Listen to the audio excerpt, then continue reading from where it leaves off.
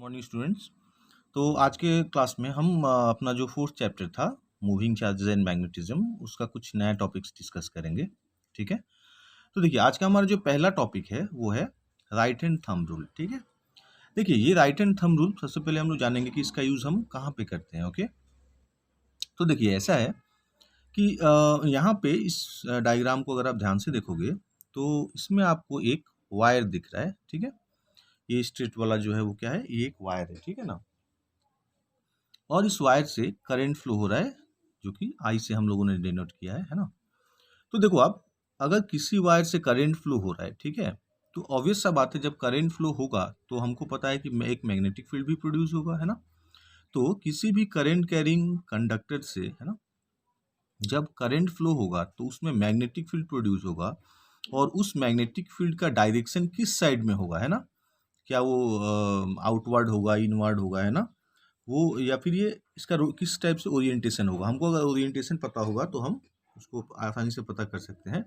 तो वो हम देखते हैं किससे, ये है राइट हैंड थंब रूल। ठीक है, तो देखो इसको कैसे हमको अप्लाई करना है। देखो आप, एग्जाम में क्या होता है कि ये जो मैंने तो अपने हिसाब से कन्वीनियंस से इसको नीचे से ऊपर करंट को फ्लो किया है ना।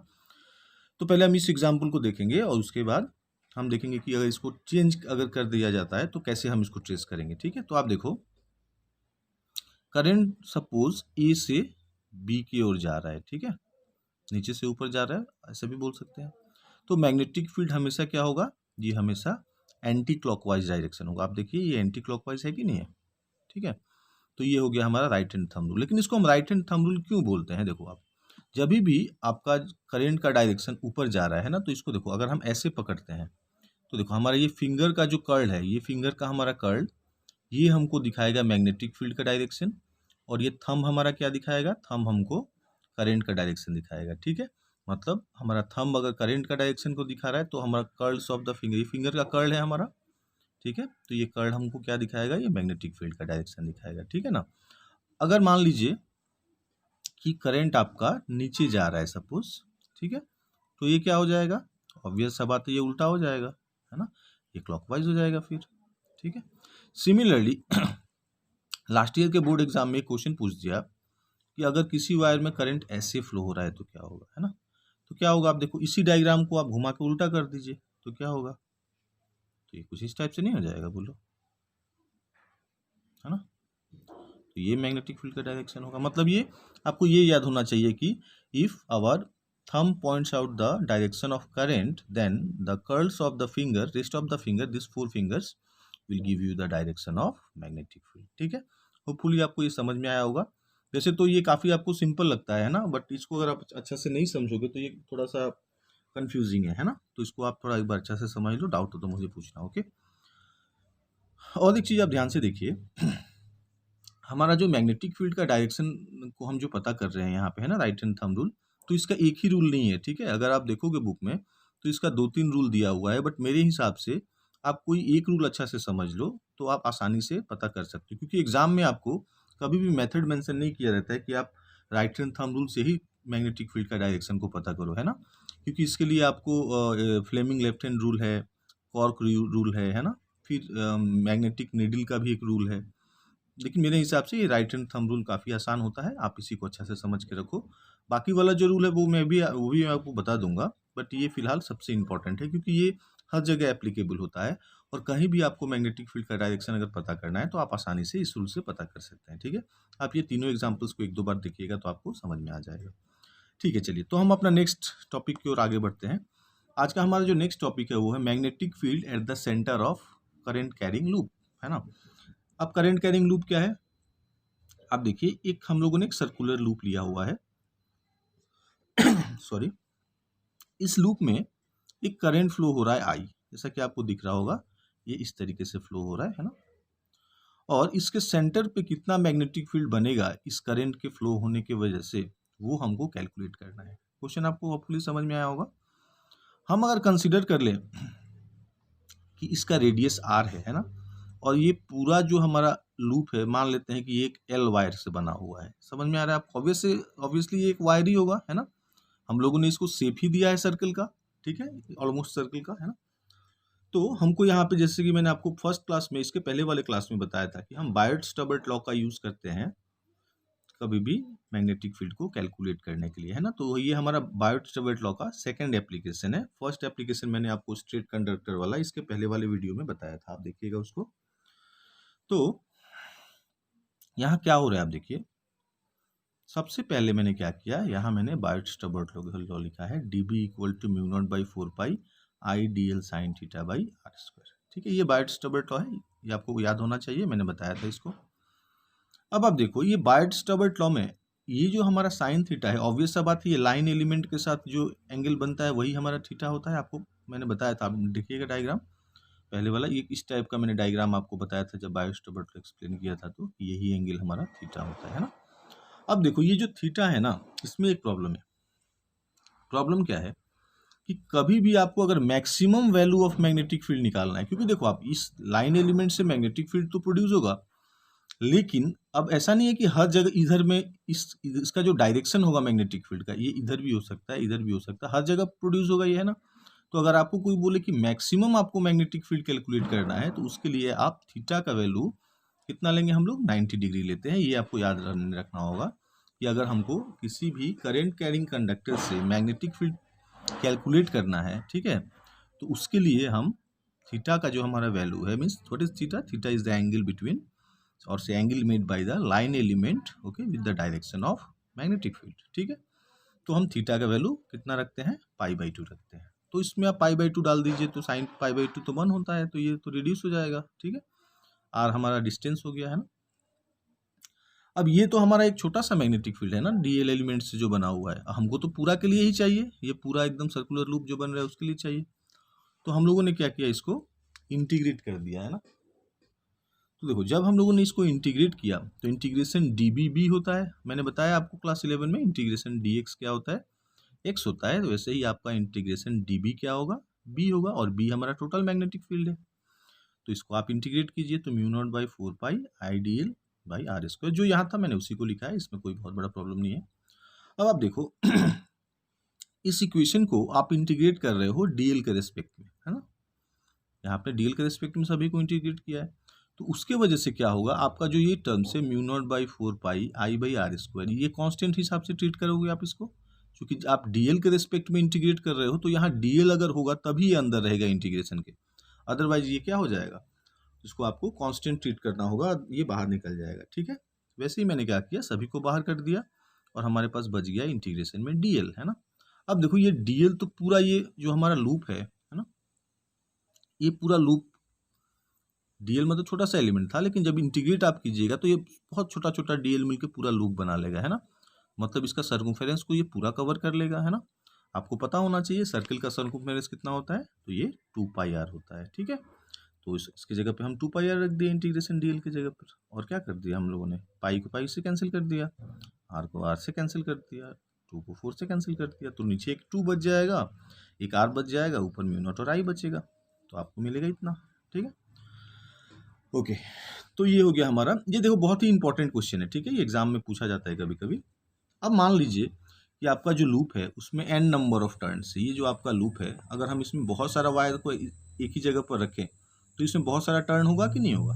तो अगर लूप में बहुत सारा टर्न्स होगा तो हम क्या करेंगे, हमारा जो ये वाला एक्सप्रेशन है उसमें हम n से मल्टीप्लाई कर देंगे। What is n, if the loop having n number of turns, अगर लूप में n नंबर ऑफ टर्न्स हो आप n से मल्टीप्लाई कीजिए, आपका फाइनल इक्वेशन आ जाएगा। ठीक है, तो ये काफ़ी सिंपल सा एक डेरिवेशन था, आप इसको अच्छे से प्रैक्टिस कीजिए। हम लोग नेक्स्ट आते हैं टॉपिक पे। तो देखो नेक्स्ट जो हमारा टॉपिक है, अब ये वाला टॉपिक भी बहुत ही इंपॉर्टेंट है आपके लिए, इसको आप ध्यान से देखो। ठीक है, तो नेक्स्ट हमारा टॉपिक क्या है, magnetic field on the axis of circular current loop, या करंट कैरिंग लूप भी आप लिख सकते थे इसको। देखो पहले वाले में और इसमें कोई बहुत ज़्यादा डिफरेंस नहीं है, है ना। और एक बात मैं बताना चाहता हूँ, ये जो मैंने डेराइवेशन यहाँ किया, ये इस बहुत ही ऑलमोस्ट आप ये बोल सकते हो कि हमारा जो बायट-स्टबर्ट लॉ है उसका जो 3 एप्लीकेशन हम लोगों ने अभी तक पढ़ा, ये सबसे इम्पॉर्टेंट है। ठीक है, अगर एग्जाम में किसी का आने का बहुत ज़्यादा चांसेस होता है तो यही वाला एप्लीकेशन बार बार पूछा जाता है। ठीक है, तो देखो दोनों में डिफरेंस क्या है, डिफरेंस कुछ नहीं है, दोनों में हम लोगों ने सर्कुलर लूप कंसीडर किया है, यहाँ भी किया था और वहाँ भी किया था, राइट। लेकिन इस क्वेश्चन में, ठीक है, आप ध्यान से सुनिए, मान लेते हैं इसका सेंटर वो है। तो इस क्वेश्चन में आपको क्या करना है, इसमें आपको एक्सिस पे निकालना है। मान लीजिए ये कोई पॉइंट एक पी है, समझ रहे हो आप। अब देखो आप ये पॉइंट पी पे इस पूरा लूप में अगर करंट फ्लो होगा तो पॉइंट पी पे कितना मैग्नेटिक फील्ड होगा वो हमको निकालना है। पहले हमको क्या करना था, सेंटर पे निकालना था इसके वजह से। अब ये पूरा लूप से इस साइड में यहाँ कितना मैग्नेटिक फील्ड प्रोड्यूस होगा आपको वो कैलकुलेट करना है। ठीक है, तो क्या करेंगे, देखो काफ़ी सिंपल वे में मैंने किया है। अदरवाइज देखो ये बुक में अगर आप देखोगे इसका डेरिवेशन एनसीईआरटी बुक में, तो ये थोड़ा सा इसको बहुत ज़्यादा डिटेल्ड में किया है, बट मेरे हिसाब से उतना डिटेल लिखने की ज़रूरत नहीं है, क्योंकि आपको पता है कि फिजिक्स में क्लास 12 में 3 मार्क्स से ज़्यादा का कोई क्वेश्चन नहीं होता है। तो 3 मार्क्स के लिए जितना लिखना होगा उतना ही हम लिखेंगे, अदरवाइज पेपर शाम को कंप्लीट होगा। ठीक है, पेपर कंप्लीट ही नहीं हो पाएगा। एनीवे हम देखते हैं। तो हम लोगों ने क्या किया, आप डायग्राम को पहले देख लीजिए, काफ़ी ईजी है। एक लूप कंसीडर किया भाई, इसका हम लोगों ने एक छोटा सा एलिमेंट डीएल कंसीडर किया जैसे पहले करते थे। इसका रेडियस को हम लोगों ने ए कंसीडर किया, और ये यहाँ से डीएल से पॉइंट पी का डिस्टेंस एस है, सेंटर से पी का डिस्टेंस आर है। देखिए अब ये दोनों यहाँ पे इंटरसेक्ट कर रहा है लाइन, मान लिया कि एंगल फाई है। अब ये एंगल फाई होगा, दो लाइन इंटरसेक्ट कर रहा है तो ये भी तो फाई ही होना पड़ेगा, वर्टिकली अपोजिट एंगल है कि नहीं। लेकिन अब प्रॉब्लम यहीं पे राइज होता है कि एक लाइन इधर इंटरसेक्ट किया, एक लाइन इधर इंटरसेक्ट किया, है ना। तो दोनों का एक कंपोनेंट यहाँ फॉर्म होगा, ठीक है, यहाँ और यहाँ। अब आप देखो कि इस लूप को आप ध्यान से देखो, अगर ये ऐसे रखा हुआ है तो ये आपका ऐसे खड़ा है, ये वाला लाइन सेंटर वाला, तभी तो ऐसे निकला हुआ है ना बाहर की तरफ में। तो ये वर्टिकल कंपोनेंट के हिसाब से ट्रीट करेंगे इसको, तो यहाँ पे कंपोनेंट बना लेगा डी बी साइन फाई। ठीक है, इसमें कंफ्यूज मत होना। ये जो चूंकि हमारा पेपर 2 डायमेंशनल चीज़ है, इसलिए यहाँ पे 3 डायमेंशनल आपको लग रहा है कि इसके ऊपर ये हॉरिजॉन्टल है, लेकिन ये हॉरिजॉन्टल नहीं है, वर्टिकल है। ठीक है, ओके। तो डी बी साइन फाई हम लोगों ने कंपोनेंट बना लिया। यहाँ एंगल थीटा है, जो हम लोगों ने पहले से बायोट-स्टोबर्ट लॉ में हमको पता है कि जहाँ से हमारा लाइन एलिमेंट फॉर्म होता है वहीं पे एंगल थीटा बनता है। ठीक है ना। चलिए अब देखते हैं इसको हम अच्छे से। तो आप लोग देखिए, अकॉर्डिंग टू बायोट-स्टोबर्ट लॉ हमारा ये फॉर्मूला था ना, इसमें तो आपको कोई डाउट नहीं होना चाहिए। पहले हम लोग आर स्क्वायर लिखते थे, लेकिन यहाँ पे आपने चूंकि डिस्टेंस को यहाँ एस कंसीडर कर लिया है तो यहाँ एस स्क्वायर लिख दिया, क्योंकि लाइन एलिमेंट से जो डिस्टेंस होता है जहाँ पे हमको मैग्नेटिक फील्ड निकालना है वही तो हमारा आर था ना पहले, उसको हम लोगों ने यहाँ पे एस से डिनोट किया है, तो उसके लिए कोई प्रॉब्लम नहीं है सफिक्स के लिए। अब देखो आप, मैंने आपको थोड़ी देर पहले बताया था कि मैक्सिमम मैग्नेटिक फील्ड के लिए हमारा थीटा कितना होना चाहिए, ये 90 डिग्री होना चाहिए। तो आप इसको था साइन थीटा के जगह पर पाई/2 मीन्स थीटा के जगह पर पाई/2 आप रखोगे, ये आपका साइन वाला टर्म अल्टीमेटली 1 हो जाएगा, आपको इतना मिलेगा। ठीक है ना, काफ़ी सिंपल है यहाँ तक। अब देखो आप, टोटल मैग्नेटिक फील्ड बी ये होता है, देखो ये टोटल मैग्नेटिक फील्ड बी, इसको हम लिखेंगे इंटीग्रेशन डी बी। हमको तो पता है, पहले तो वैसे ही करते थे ना, हम डी बी को निकालते थे, डी बी को कैलकुलेट करते थे, मीन्स इंटीग्रेट करते थे तो हमको बी मिलता था। लेकिन यहाँ सिर्फ डीबी को आपको इंटीग्रेट करोगे तो नहीं होगा, क्योंकि यहाँ पे आपको एक कंपोनेंट इंटरसेक्ट करके मिल रहा है हमको। देखो आप, ये इंटरसेक्ट कर रहा है ना एक दूसरे को, तो इसीलिए हम लोगों ने ले लिया डीबी साइन फाई। ठीक है, अब देखो आप, इस ट्रायंगल में है ना, साइन फाई का वैल्यू कितना होगा, साइन थीटा कितना होता था, ये साइन फाई कितना होता है p/h। तो p कितना है भाई, a है, h कितना है तो s है ना, क्योंकि यहाँ तो 90 बनना ही बनना है।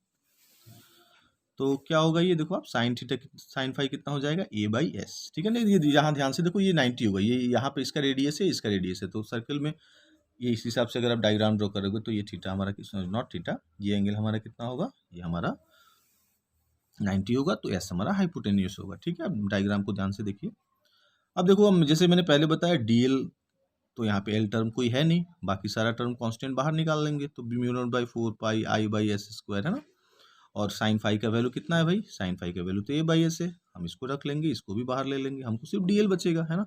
और अभी थोड़ा देर पहले ही मैंने वो सेंटर पे जब हम लोगों ने कैलकुलेट किया था तो मैंने बताया कि डीएल पूरा सर्कल को जब आप इंटीग्रेट करोगे तो 2πr होता है। तो यहाँ पे रेडियस आपका a है, r नहीं है, तो हम लोगों ने 2πa लिखा है, यही हमारा सर्कमफेरेंस है जो कि डीएल को इंटीग्रेट करने से मिला। ओके, अभी देखो आप, ये हमको इतना मिल गया, एस और स्क्वायर और एस मल्टीप्लाई होकर इतना आ गया, कैंसिल कर लिया, आई ये आपका 2π कैंसिल कर लीजिए आप, ये को इससे मल्टीप्लाई कर लीजिए, सॉल्व करोगे आपको इतना मिलेगा, है ना। अभी एस का भी देखो, यहाँ पे एस का क्या प्रॉब्लम है ना, ये एस जो हमारा है, तो यहाँ पे मैं थोड़ा सा बता देता हूँ, कंफ्यूज नहीं होना। एस स्क्वायर का वैल्यू होगा a² + r², क्योंकि एस ये आपका 90 है तो ये हाइपोटेन्यूस होगा, तो इसको आप ऐसे लिखोगे। फिर एस का वैल्यू कितना लिखोगे, a² + r², to the power 1/2। ठीक है, देख लेना इसको डायग्राम को, काफ़ी सिंपल सा कैलकुलेशन है, कंफ्यूज होने वाली कोई बात नहीं है। तो जब आप s का वैल्यू रख लोगे यहाँ पे e square plus S R square to the power 1/2 और उसके ऊपर क्यूब लगाओगे तो ये इतना बन जाएगा, है ना। इसमें आप कंफ्यूज नहीं होना। ओके, s का वैल्यू रखा, उसको क्यूब कर दिया। अब देखो ये हमारा फाइनल एक्सप्रेशन हमको यहाँ मिल गया है b का। ठीक है, अब क्या करता है, कभी कभी एग्जाम में बोल देता है कि पहले एक्सिस पे निकालो और फिर सेंटर पे निकालो, तो कोई दिक्कत नहीं है भाई, एक्सिस पे निकाल लिया, सेंटर पे हम इसको ऐसे कर देंगे, है ना। Sorry, n number of turns के लिए पहले लिख लेंगे, क्योंकि n नंबर ऑफ टर्न्स हमको n से मल्टीप्लाई करना होता है, लास्ट वाले क्वेश्चन में भी किया था, है ना। और अगर आपको इसी एक्सप्रेशन को बोला जाए कि आप इसको सेंटर पे निकालो, है ना, तो आप देखिए यहाँ पे ध्यान से, सेंटर पे आपका ये r का वैल्यू कितना होगा, ये पॉइंट अगर यहाँ आ जाए तो सेंटर हो जाएगा, है ना। p अगर यहाँ पे आ जाए तो सेंटर पे हमारा r का वैल्यू कितना होता है हमेशा, सेंटर पे हमारा r का वैल्यू हमेशा 0 होता है। ठीक है, तो आप अगर यहाँ पे r का वैल्यू 0 पुट कर दीजिएगा तो आपको सेंटर पे कितना मैग्नेटिक फील्ड होगा वो पता चल जाएगा। ओके, चलो ठीक है, तो इसको आप प्रैक्टिस कीजिए। नेक्स्ट हम लोग देखते हैं आज का टॉपिक। तो देखो अब नेक्स्ट हम लोगों ने आज एक क्वेश्चन लिया है, काफ़ी सिंपल सा क्वेश्चन है ये। Okay, in the Bohr model, आपको पता है बोर का हाइड्रोजन मॉडल जो आप लोगों ने पढ़ा हुआ क्लास 11 में केमिस्ट्री में। ठीक है, तो in the Bohr model of hydrogen atom circular orbits होता है बोर मॉडल में, an electron revolves in an radius of this, आपका ऑर्बिट का रेडियस कितना है, इतना है, at frequency of this find magnetic field at the centre. Okay, तो देखो यहाँ पे अब क्या है, आपको एक फॉर्मूला मिलेगा, है ना। ये फॉर्मूला थोड़ा अजीब सा है, ठीक है, ये आपको पहले नहीं मिला है, तो इसको आप ध्यान से देखो। हम एक फार्मूला यहाँ पे यूज़ किया, I equal to n into e, है ना। हम लोगों का एक फार्मूला इस चैप्टर में मिला था Q इक्वल टू एन, ये वो फार्मूला नहीं है, कंफ्यूज नहीं होना। ठीक है, करंट हमारा I है, n हमारा फ्रीक्वेंसी है, E हमारा नंबर ऑफ इलेक्ट्रॉन्स है। ठीक है, I हमारा करंट है, तो इसको हम लोग क्या करेंगे, n हमारा फ्रीक्वेंसी दिया हुआ है, ठीक है, चार्ज ऑन इलेक्ट्रॉन आपको पता है कांस्टेंट होता है 1.6 इंटू 10⁻⁻⁹, दोनों को मल्टीप्लाई कर लिया। ओके, और b इक्वल टू कितना है, mu not I by 2r, क्योंकि सेंटर पे सर्कुलर लूप का कितना होता है आपने तो अभी कैलकुलेट किया ही था। ये देखो आप फर्स्ट वाला आज का जो एप्लीकेशन था ये, है ना। तो इसको हम लोग ले लेंगे, इसको हम लोग ले लेंगे तो कितना मिलेगा हमको, देखो तो 13 mu not I by 2r, और ये कितना हो जाएगा, म्यू नॉट का हमको पता है, देखो ये वैल्यू हमको पता है, म्यू नॉट बाई 4 पाई मैंने बताया था 10⁻⁻7 होता है, तो म्यू नॉट का वैल्यू कितना हो जाएगा 4 पाई इंटू 10⁻⁻7। ठीक है, तो इसको रख लिया, आई का वैल्यू रख लिया जो ऊपर निकाला हुआ है, 2 को 2 रहने दिया, रेडियस क्वेश्चन में दिया हुआ है, इसको रख लिया, सॉल्व कर देंगे तो हमको मिलेगा 13.4। और मैग्नेटिक फील्ड का हमारा यूनिट क्या होता है, मैग्नेटिक फील्ड का हमारा यूनिट होता है टेस्ला। ठीक है, तो ये काफ़ी सिंपल सा प्रॉब्लम था, मुझे ऐसा लग रहा है आप लोगों को समझ में आया होगा। ओके, और क्लासेस तो अभी स्टार्ट होने ही वाला है ना, तो आप लोगों को ज़्यादा दिन ऑनलाइन क्लासेस शायद नहीं करना पड़े, होपफुली सब अगर अच्छा रहेगा तो। ठीक है, तो आप इसको टाइम टू टाइम कीजिए, ठीक है, क्योंकि आप लोग क्लास 12 वाला वीडियो मीन्स क्लास 12 के जो स्टूडेंट हैं वो वीडियोस नहीं देख रहे हो, ऐसा मुझे पता नहीं क्यों लग रहा है, जो इंटरनल फीलिंग्स है। ठीक है, तो प्लीज़ आप लोग इसको देखो, अदरवाइज बाद में टाइम जब बहुत ज़्यादा निकल जाएगा तो फिर प्रॉब्लम होगा, है ना। Thank you.